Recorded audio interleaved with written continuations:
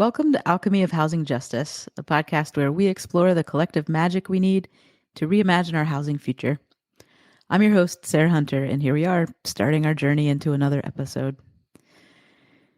I've been on a bit of a spiritual journey for myself over the course of my life, some 44 years now, and I've been in and out of formal religious traditions and trying to always stay curious about what actually brings us as close as we can come to our highest selves, as beings who care deeply, love deeply, and fight vigilantly to uphold a belief that every single human deserves dignity, safety, and love in some form.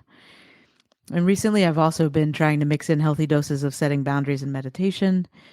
And one meditation recently on belonging had me thinking about all the ways I want to reroute in the face of the smallness of my own dreams and imaginations, both for my own life and for our collective future. And I've been thinking, maybe a part of the way to get there is to be intentional about belonging. So you'll hear us ground our conversations in our storytelling, both in this episode and otherwise.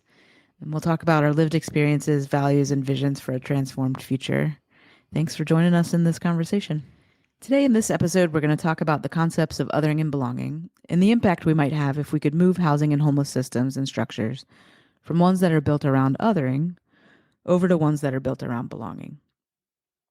We're diving specifically into the ideas and thoughts of John Powell, his teachings, speakings, and writings, and the teachings, speakings, and writings of the Othering and Belonging Institute. Here's what John Powell says. Growing diversity, rapidly changing technology, a global pandemic, etc. These big issues we face as a planet and as a group of billions of people, it increases our collective anxiety. And when that happens, we have to figure out what to do with that anxiety. It's just sort of natural. The question is, do we stoke it and push it to a place of othering and polarization, what John calls breaking, built off of emotions like fear and anger? Or do we move from it into bridging, where we find empathy and belonging in the midst of that anxiety? This bridging brings us to a larger, more inclusive we, instead of creating a canon between us or othering people who we may disagree with. Bridging is the idea that engaging with people who have different ideas or think differently is what can lead us to belonging and finding solutions to problems together. I'm going to read a pretty long quote from John Powell, so stick with me as I do it, but I think it illustrates really sort of the nature of the relationship here. He says, quote, "In terms of bridging, it doesn't mean that you like the person necessarily. It doesn't mean you're going to agree on policy. It doesn't mean you're not going to oppose the person. But it does mean you recognize the person's humanity, because people have different ideas. Oftentimes when we fight each other, we forget that we're fighting with people who also have concerns and fears and hopes. They just become the enemy. They just become the other team. They just become them.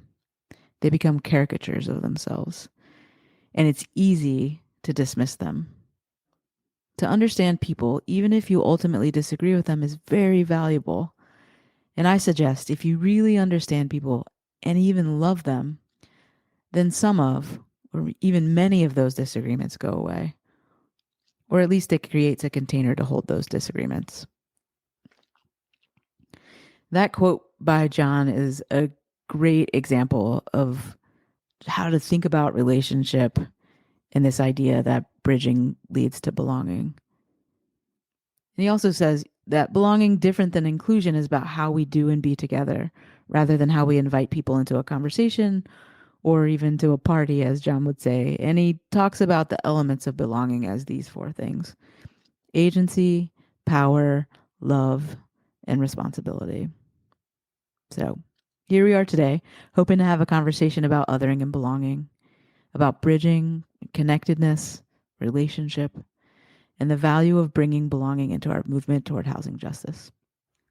Let me introduce our guest for this episode, the quick-witted and always right on time with the wisdom, LaQuita Limo. LaQuita is a Minnesotan by way of Mississippi. She's a mom, an educator, a student of life, and a housing justice activist.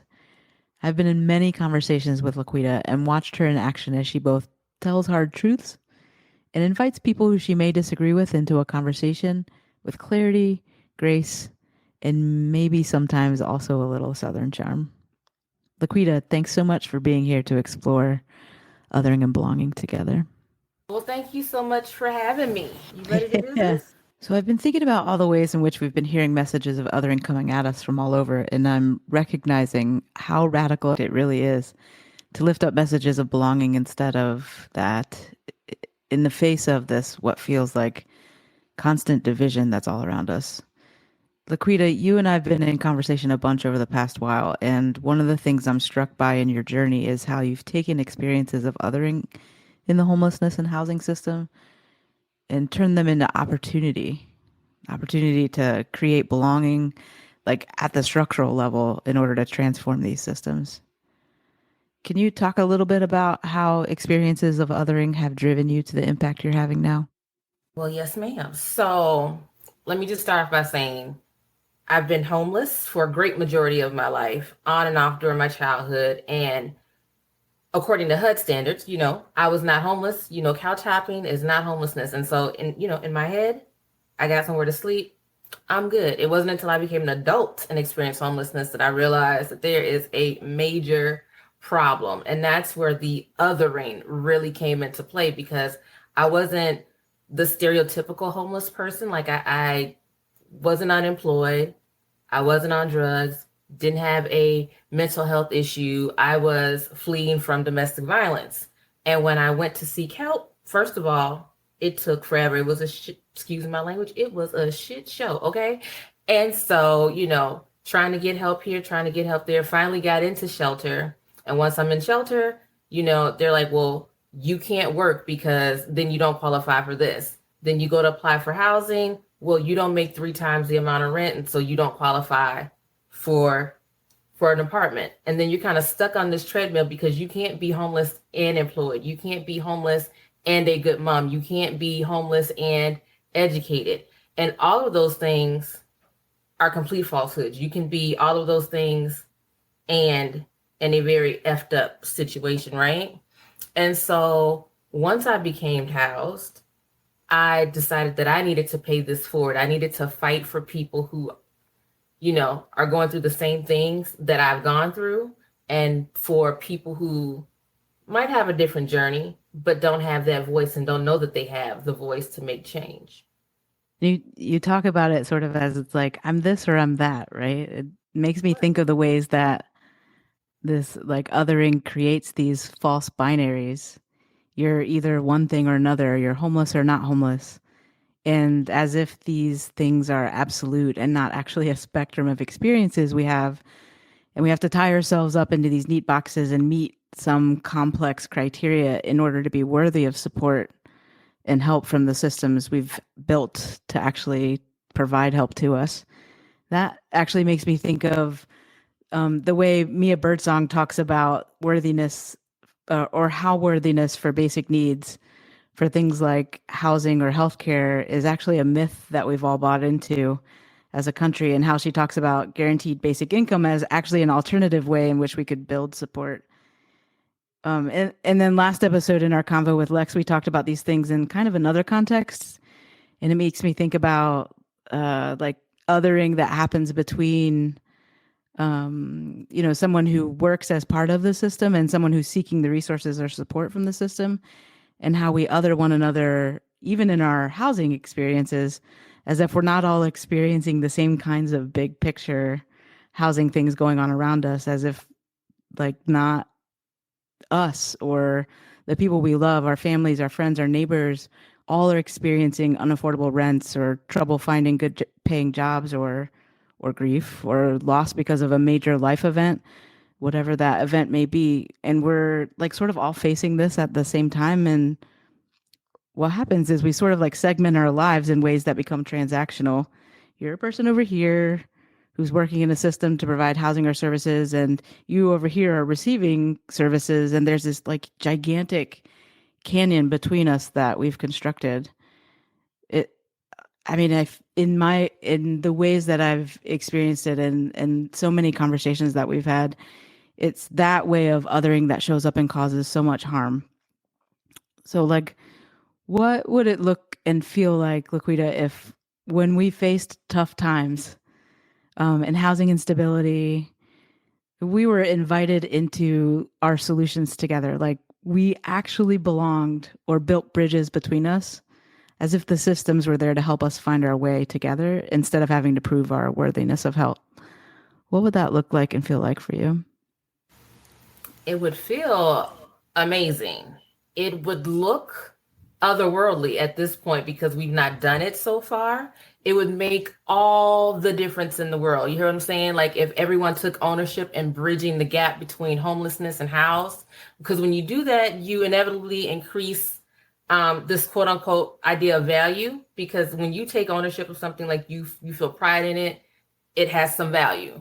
And you're not focused on like where you've been, what you've been through, um, and you kind of jump outside of that box. Like you're not your condition or your situation. You're not just homeless. Like that's a part of what I've been through, not a part of, that's not who I am. Like I'm a parent, I volunteer. Um, I try to bring people to the table. And if there's no table, well, damn it, we're going to build a table. And, speaking of tables, like that's kind of the work that I'm doing now is building what we call the regional kitchen table here in Minnesota. And that is focused on bringing people from everywhere and meeting them where they are. So if you're housed, if you're homeless, if you have lived experience, but that's not your situation now, if you work in the system, bringing everyone to the table and trying to create this foundation of like holding the possibility of change and what that would look like for preventing homelessness in a racially equitable housing justice sort of way, right? So that's what I'm working on. That's what I'm doing. And I just want to say that if we all just got rid of that idea of value or not being worthy of something, we would go so far as the human race.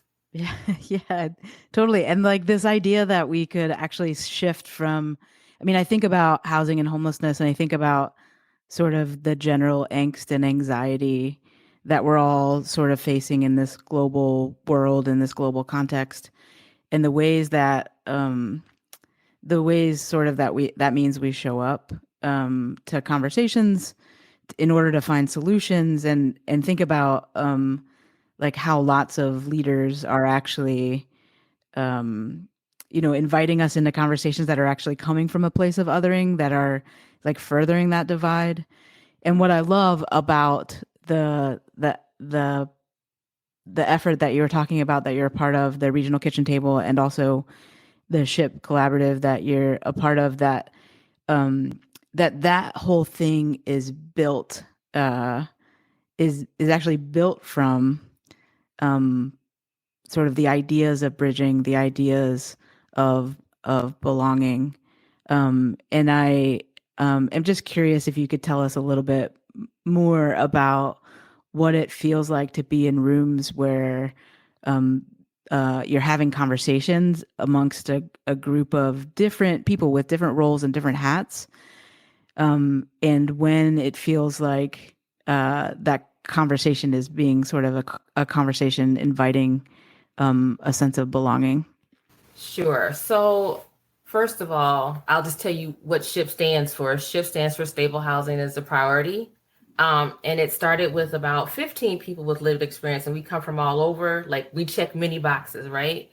And what I like about SHIP and building this regional kitchen table is that no one belongs more than another person. So, just because you're cis white male doesn't mean you have more right to this table or have more authority at this table than little old black me, who was just recently homeless. And it's about meeting people where they are. And the conversation started off very rocky when we first got to this table because everyone was stuck in their box of perceived power or lack thereof. So the people who work in the system were like, I don't want to step on too many toes and I have to represent whom I work for.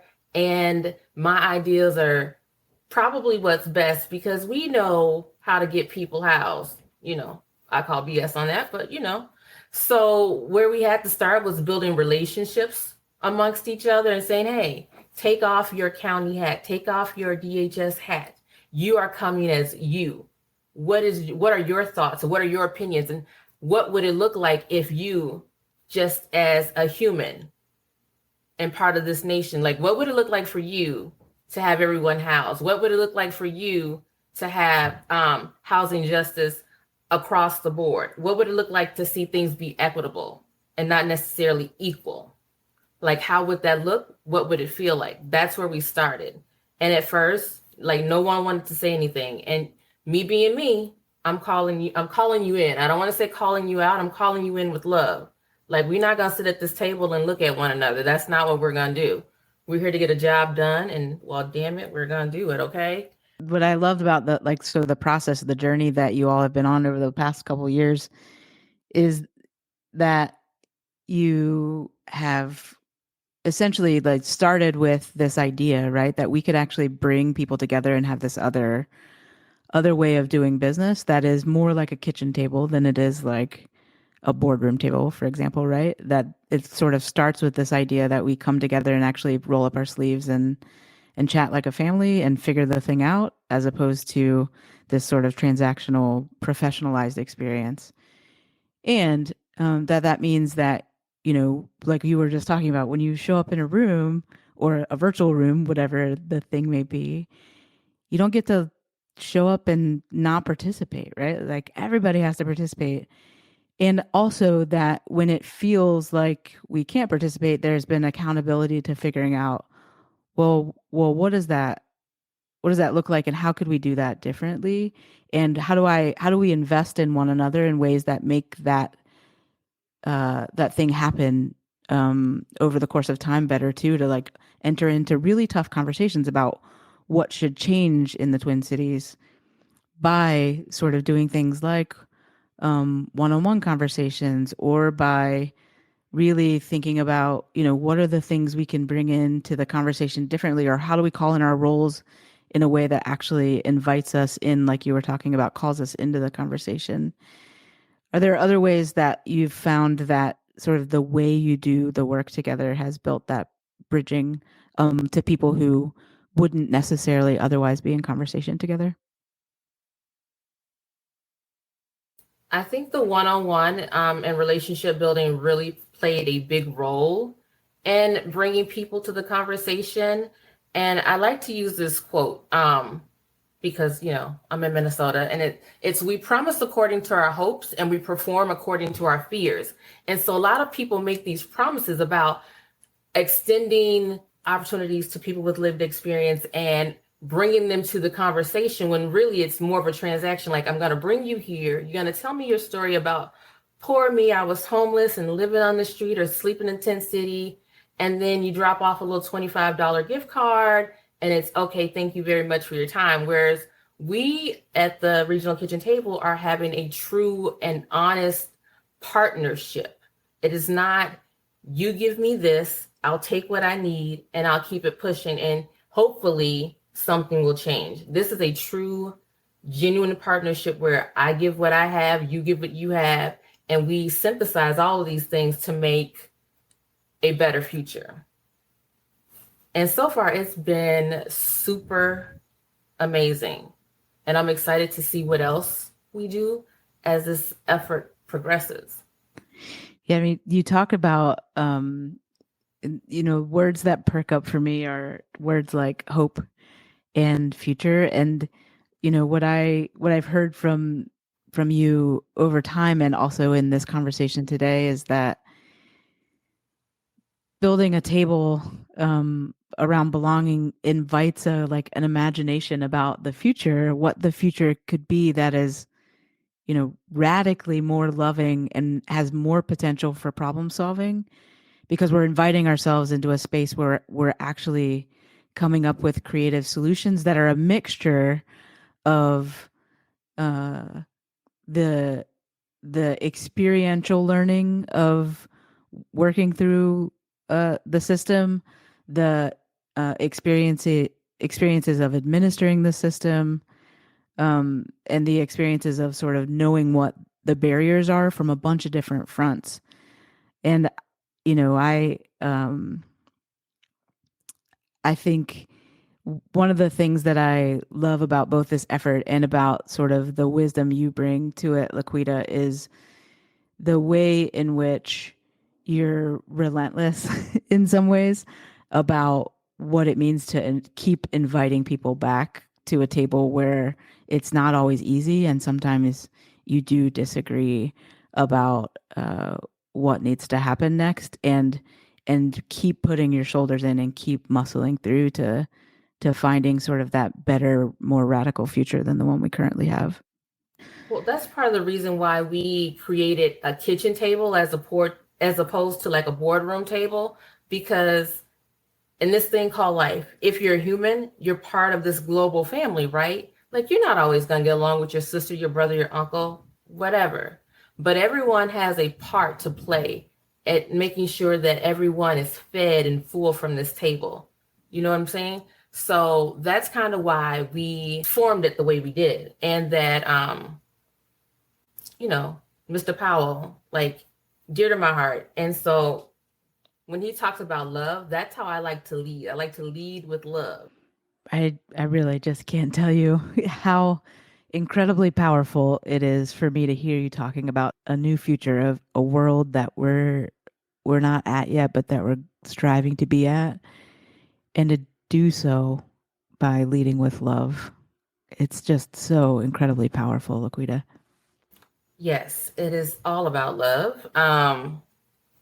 And I think if we lead with love and we keep pushing through with love, as opposed to that fear that most of us have, that it things will slowly but surely get better. People will surely open up more. People will not be afraid to give their ideas because they feel, and I hate this word, they feel safe enough to do so. They feel safe enough to step out on a limb and say exactly how they feel. Consequence be darned. I'm trying not to cuss. Trying to be good today. Well, I mean, I think, you're talking about love, and love is one of those sort of four key elements that John Powell talks about as a part of belonging and bridging. The others being agency, power, and responsibility. And in some ways, you were just calling those three things into. And we often talk about responsibility by using the word, more of a word like accountability. But I think there's sort of the relationship between those things, our agency to step into ourselves, our power, and our responsibility all sort of feed into that, like showing up with accountability in a way. Um, and like how I love the way you're just talking about how leading with love actually is the way that some of those sort of things fit together. I wonder if you have any more thoughts about that.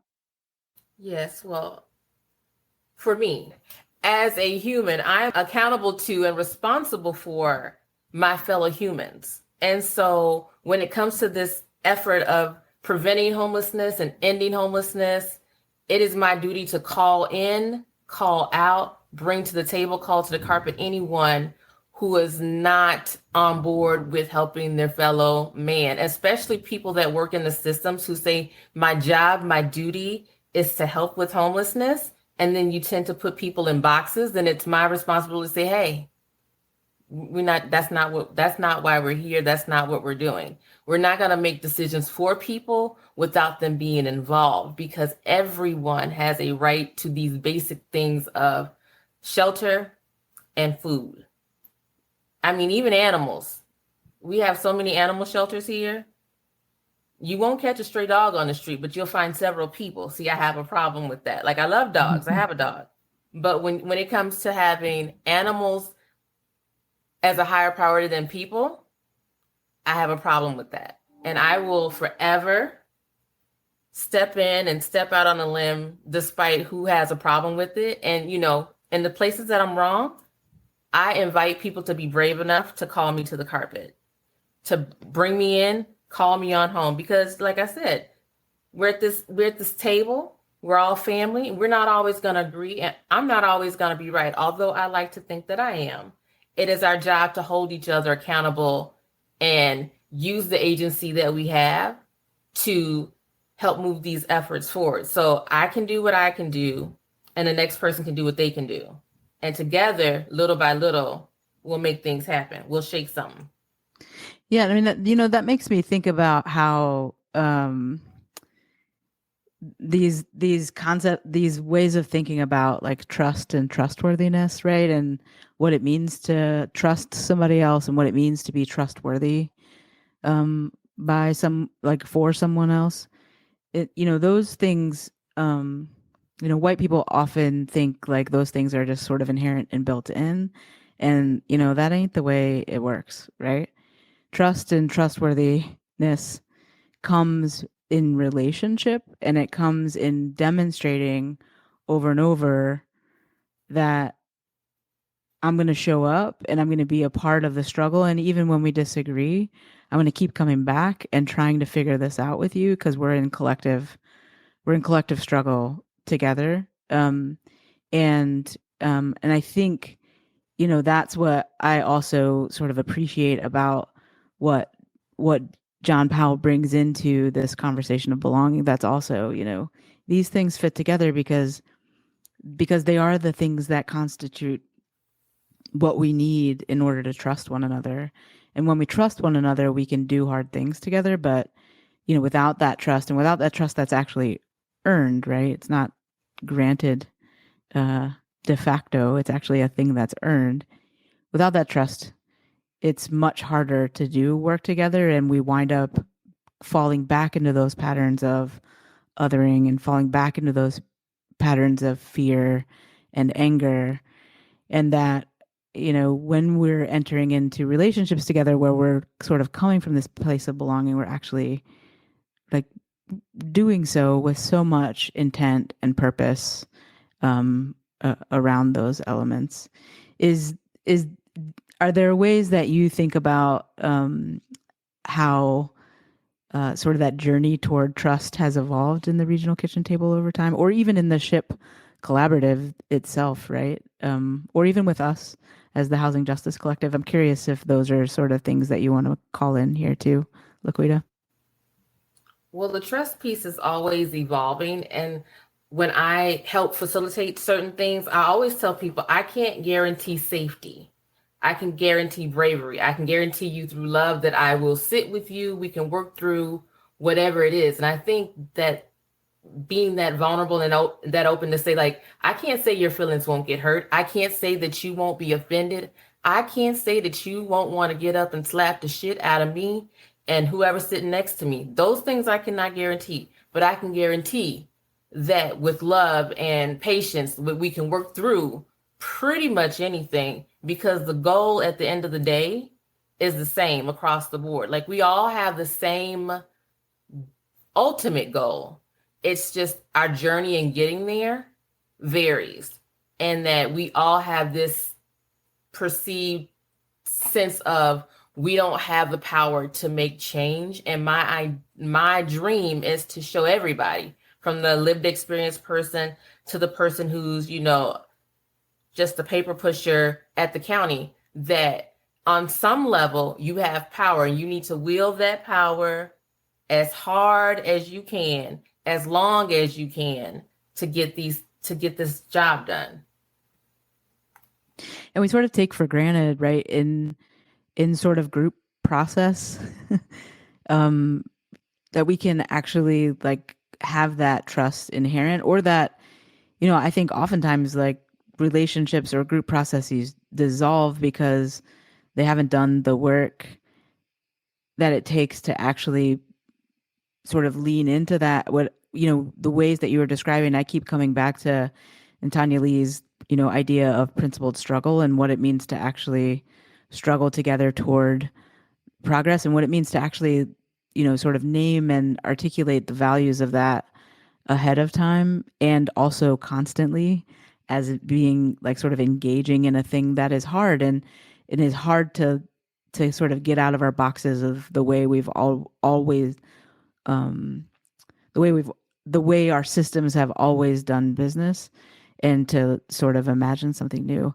And I see the ways that you and the ship collaborative and the folks at the regional kitchen table have just uh over the course of time, started with trying to see those things from the same place and have disagreed over and over again, and then keep coming back to leaning into that together. And like you said, that doesn't mean that it's always easy or that we're not going to get called in, and that we're not going to fuck up or make mistakes, right?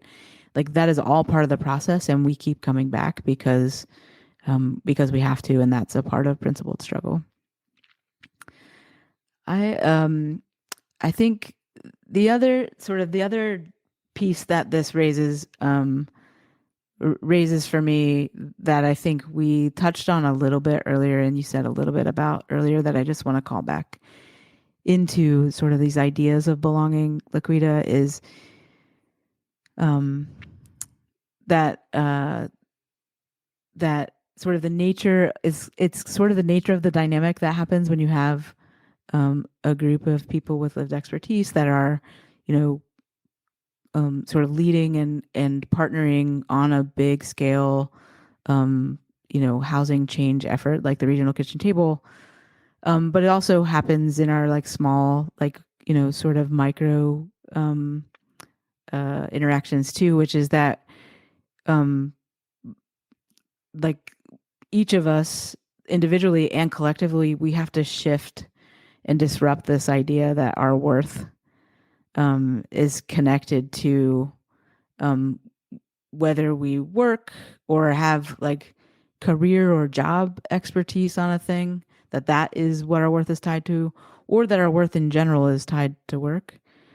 And that if we can reframe ourselves away from that, and that our worth is inherently tied to our our existence as a human, and that our housing and basic needs shouldn't be balanced on a thing like work, that sort of transforms the nature of the conversation we want to have too, and into a place of one where we can all invite ourselves into the freedom of that, into the liberation of that. Um, and I like want to link that back to sort of this idea that of belonging, and how we can invite ourselves into a conversation about the future that is one of housing justice, that doesn't just put the ability to be in stable housing on the back of sort of a worthiness based on work or on health, or even like it's messing around with this idea that worth in conversation is based on your professional expertise or things like that too. I'm curious if just that line of thinking also brings up anything for you. It does. And so that's kind of what we're imagining at the regional kitchen table. And one of the things that we've always said, if they don't have it, if they tell you no, then we'll just build it. We'll bring it ourselves, and then everyone's welcome. One of the things that I look at this with this concept of worth is that at the end of the day, you're just everyone is just a person, no matter if you live in a $50 million mansion or a 10 in 10 city. The being who you are is the same. Your flesh, your bone, you are a person with emotions and feelings. Like you're not what you do. You're not what you've experienced. And I think once we kind of get out of that mindset, things will change dramatically. And a lot of times people connect worth to like a job. But if you look at it, most people, even high paid people, aren't being paid what they're worth. Like if you took the essence of who you are, all of who you are, and all the things that you know to be true to yourself, there's not enough money in the world. There's not enough anything in the world to equate what people are truly worth. So I think that's a falsehood that we kind of get wrapped up in, like, well, this person maybe is not worth being housed because they're not working. But that person may have so many jewels of knowledge that you could never, ever put a price tag on.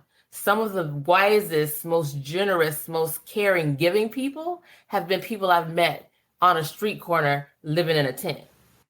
There's so much power in what you're just naming there, LaQuita. in in the ways that,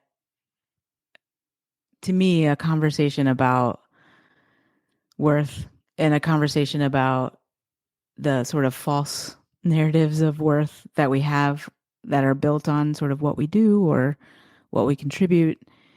Um, Again, that like liberation and that freedom is sort of invites us into a way of thinking about how we move something forward together and in our collective sort of uh, responsibility and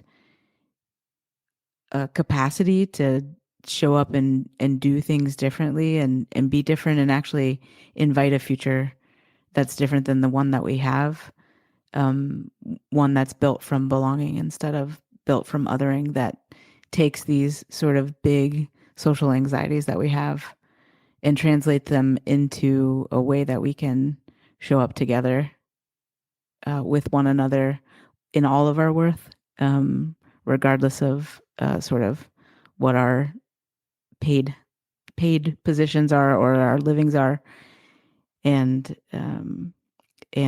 really just get in and tinker and ultimately, fuck around with the housing systems, and call them into being something different. Any other just closing thoughts from you, LaQuita, before we tie this up? I just think that it's an exciting time to be doing this work. It's one of those things like, if not now, then when? Like, the current state that we're in now, like, this is the perfect time, the perfect storm to kind of shake shit up, excuse my language, and make things happen. Because what used to be their problem is increasingly becoming an everyone's problem, because people who never thought they'd be homeless are now experiencing this wave of lack, for lack of a better word, this perceived scarcity. And now they understand, like, it's not a you versus me, it's a we problem at this point. Because people who, you would never think that you'd see on the street are on the street. And when you get to that point, you have that realization, you know what? Like, it could happen to anyone. It could happen at any time. And I think that because it's happening so rapid now, that people are starting to open up their eyes. And I think it's a beautiful thing. Even though homelessness is quite ugly, it's a beautiful thing to have people open their eyes and see, like, it's an everyone problem. It's not a me, it's not a you, it's our problem. I'm so here for that, and like so glad that I get to be around and near you as you are fighting for housing justice in the Twin Cities. Well, thank you very much. It has been a pleasure hanging out with you today. I hope we can do it again. If you're gonna come to Minnesota, come now before the snow hits, because it is crazy here. You don't want no parts of the -55, okay? Yeah. Well, thanks for joining us and for this amazing conversation and for all the ways that you're working to transform the Twin Cities. Thank you so much. And a very special thanks to producer Terrence Walker, also known as Trey Ward, for both your creative influence in this podcast, of course, your technical brilliance, and for all the fun and work we're doing alongside one another to make this thing fly. Thanks to the team of worker owners at the Housing Justice Collective, Josephine, Riviana, Kevin, and Nikki. It is so much fun to try to dream this work into being with you. And we'd like to thank funders for Housing Opportunity and Anna Leva for letting us experiment in all the ways that might help us move collectively toward transformation. Follow us at housingjusticecollective.com. Check out Trey Ward's music on all streaming platforms and subscribe to the Alchemy of Housing Justice podcasts wherever you get your podcasts.